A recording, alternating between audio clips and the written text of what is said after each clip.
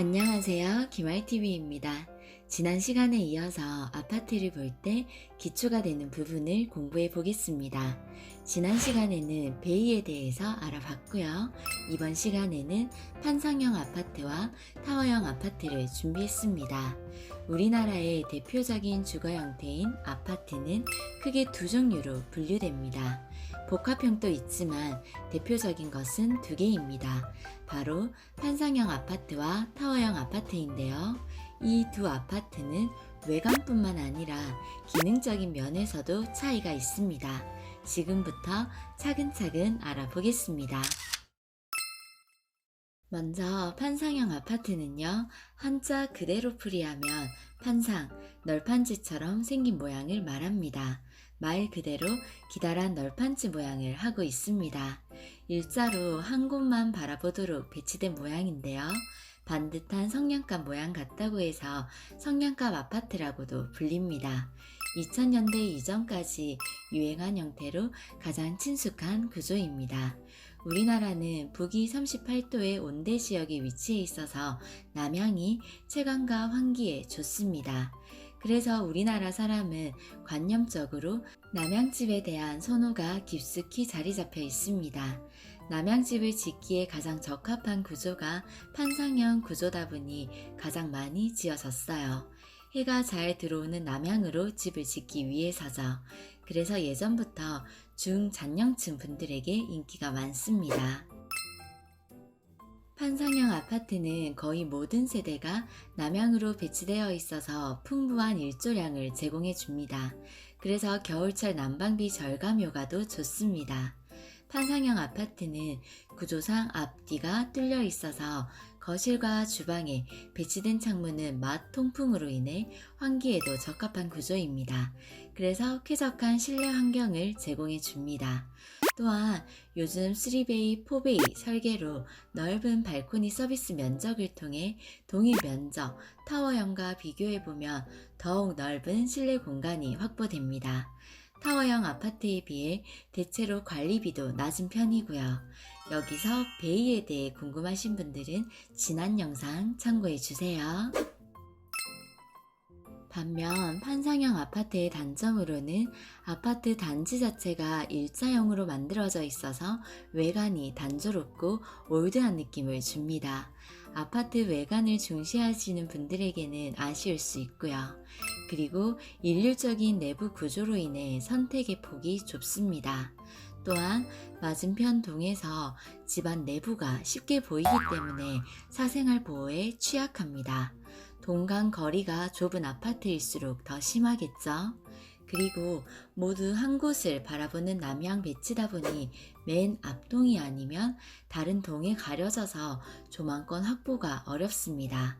거실에서 조망이 아닌 앞 세대가 보이는 것이 단점입니다.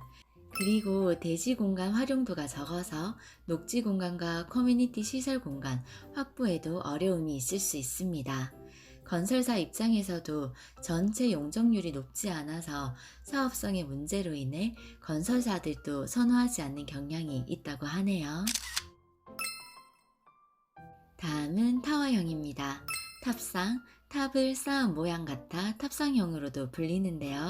세련된 외관의 초고층 아파트로 대부분 지역의 랜드마크로 자리매김했습니다. 판상형 아파트와는 다르게 동향, 서향, 남동향 등 다양한 방향으로 플러스형, 네모형, Y자 등 다양한 디자인으로 중심부를 기준으로 탑을 쌓듯이 만들어지는 아파트입니다. 2000년대 이후 아파트 외관을 중시하는 사람들의 니즈와 땅값이 비싼 도심에서 많은 사람들에게 분양하려는 건설사의 니즈가 합쳐져서 만들어졌습니다. 그래서 폭에 비해 높이가 높은 건물로 대부분 용적률이 높은 지역에 지어집니다. 타워형 아파트의 장점은요, 다양한 디자인으로 지어지기 때문에 화려하고 세련된 외관이 가장 큰 장점입니다. 외관이 화려하다 보니 젊은 세대의 관심도가 높은 편이고요. 그리고 세대별 구조가 다양해서 판상형 구조가 충족시키지 못한 선택의 폭을 넓혔습니다. 판상형처럼 한 곳만 바라보지 않고 다양한 방향으로 설계가 가능해서 조망권 확보가 유리하고 일조권 확보도 유리합니다. 창문도 여러 방향으로 위치해 있어서 모든 동에 조망권이 뛰어나고요. 주변에 산이나 바다, 강이 있는 경우라면 더욱 극대화되어 거실의 이면 또는 3면의 창으로 탁 트인 파노라마 뷰까지 가능한 경우도 있습니다. 동별 배치가 자유로워서 세대 간 서로 마주보고 있지 않습니다. 그래서 사생활 보호 측면에서도 좋고요. 그리고 단지 조성, 지상 공간 자체도 효율적으로 활용할 수 있는 구조입니다. 판상형 아파트와는 다르게 녹지 공간과 커뮤니티 시설 공간 확보에 어려움이 없습니다. 큰 매력이죠. 주상 복합인 경우 소위 슬리퍼 생활권이라 불리며 인접한 근린 생활 시설을 통해 생활의 편의성이 극대화되어 있습니다. 반면 장점이 많은 만큼 아쉬운 점도 있기 마련인데요. 타워형 구조에도 단점이 있습니다. 다양한 구조로 만들기 때문에 건축비가 많이 들어가 분양가 자체가 높은 편입니다. 북향 또는 서양의 세대가 많아 이러한 세대는 채광과 통풍이 아쉽습니다. 이런 타워형 아파트에는 공간의 한계도 존재합니다. 대체로 좁은 발코니 서비스 면적을 제공받게 되어 동일 평수 판상형에 비해 알파룸, 팬트리가 없는 경우도 있고요. 좁은 드레스룸 등 실사용 면적이 좁은 경우가 많습니다. 그리고 다음 도면처럼 타워형 아파트는 보통 창문을 두 방향 혹은 한 방향으로 냅니다. 그리고 엘리베이터를 중심으로 세내 가구를 짓는 구조라 맞바람이 불기 어려워 환기 문제에 있어서 취약합니다. 통풍이 어렵습니다. 또한 다양한 구조로 내부 동선이 다소 복잡해질 수 있고요. 관리비가 상대적으로 높은 편입니다.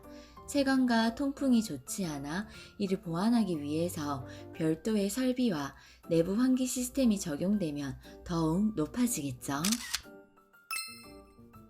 마지막으로 요즘 대세인 혼합형입니다. 2010년 이후 판상형이 좋은 사람, 타워형이 좋은 사람 등 많이 다르다 보니 다양한 니즈를 충족시키기 위해 혼합형, 복합형이 등장했습니다. 판상형과 타워형의 장점만 결합시킨 구조로 L자 또는 V자 형태로 지어지고 있습니다. 건물이 보이는 모서리 부분에 타워형이 배치되고요. 옆으로 퍼지는 부분은 판상형이 날개처럼 배치되는 것이 특징입니다. 채광과 통풍 및 조망권 확보가 쉽고요. 서로 마주보지 않는 구조로 사생활 침해를 최소화한다는 점에서 인기를 끌고 있습니다. 하지만 L자나 V자 형태로 이루어진 만큼 타워형 아파트의 단점이었던 모든 가구가 남향으로 배치되기는 어렵습니다. 지금까지 판상형과 타워형에 대해서 알아봤습니다. 사람마다 추구하는 것이 다른 만큼 정답은 없습니다. 실속 있는 판상형이든 품격 있는 타워형이든 요즘 대세인 혼합형이든 각각의 장단점은 다 있고요. 도움호수 배치에 따라서 보편적인 장단점들도 무색해지는 경우가 많습니다. 각각의 장단점을 잘 고려해 보시고요.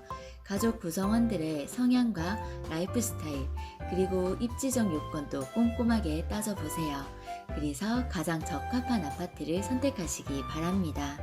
오늘 영상도 아파트를 선택하시는데 조금이나마 도움이 되었으면 좋겠습니다. 가시기 전에 구독과 좋아요 부탁드려요.